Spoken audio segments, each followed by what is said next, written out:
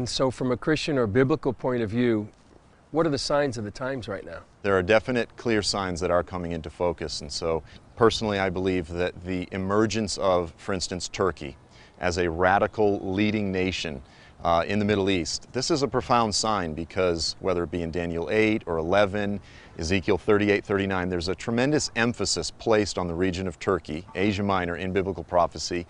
And it speaks of them as having a prominent role in the last days. The Muslims feel one way and the Jews feel another.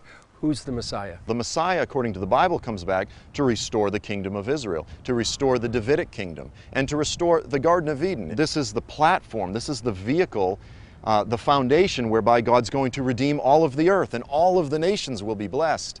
But according to Islam, the Messiah, this title, it simply means that Jesus is just another prophet, except he was born of a virgin and he did miracles. But in terms of all of these other definitions, the Savior of the world, the divine Son of God, as Gabriel said to Mary, you found favor with God, behold, you're going to bear a child as in your womb, he will be called the Son of the Most High, and he will sit on the throne of his father David. So these are all things that you can't remove from the title of the Messiah.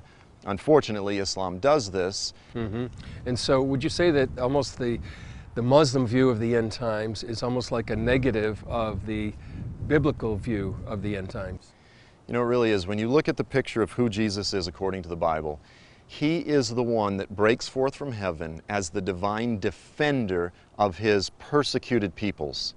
So his people are persecuted. They are surrounded.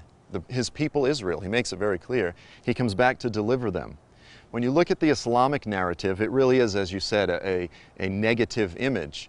And so according to Islam, Muslims, their prophecy casts them as the divine aggressors that are called to, it's a terrible tradition, but you have this prophecy within Islam that says the day of resurrection will not come until the Muslims fight against and kill the Jews, until there's only a few hiding behind a tree or a rock.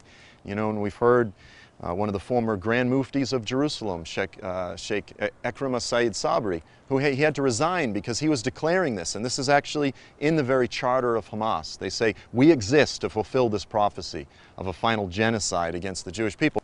And what has to happen according to the Bible before he comes back? Well, of course, there's a series of wars throughout the Middle East, and then ultimately this man arises. The scriptures refer to him as the man of lawlessness, the son of perdition. Most often we call him the Antichrist.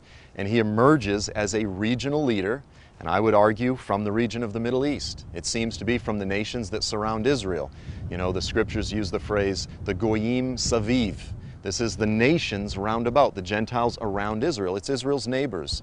It's fascinating right now for prophecy watchers, Chris, because right now we have the emergence of Russia. And people are saying, Putin, this is the new Byzantine Empire. At the same time, we have calls for this European superstate. And then at the same time, we have the emergence of Turkey as a regional power and ISIS. And we have all of these various sort of prophetic options. And, there are various opinions within the church. We're standing here right now. We need to be watchful. We need to be looking to the east. We need to be looking to the west. We need to be looking on all sides like good watchmen. We need to be prayerful, and we need to be preparing for what's ahead.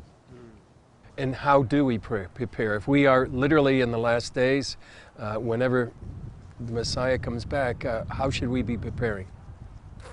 We could certainly talk about the standard view of preparing, guns, beans, and bullets, and this sort of thing.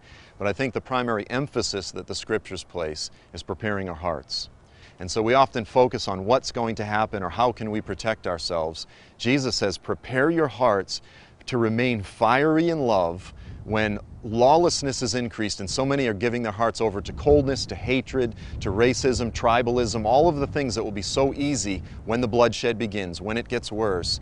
We need to be preparing our hearts to love passionately in the midst of the dark days, because that's the big one, because he says, the one who endures to the end shall be saved.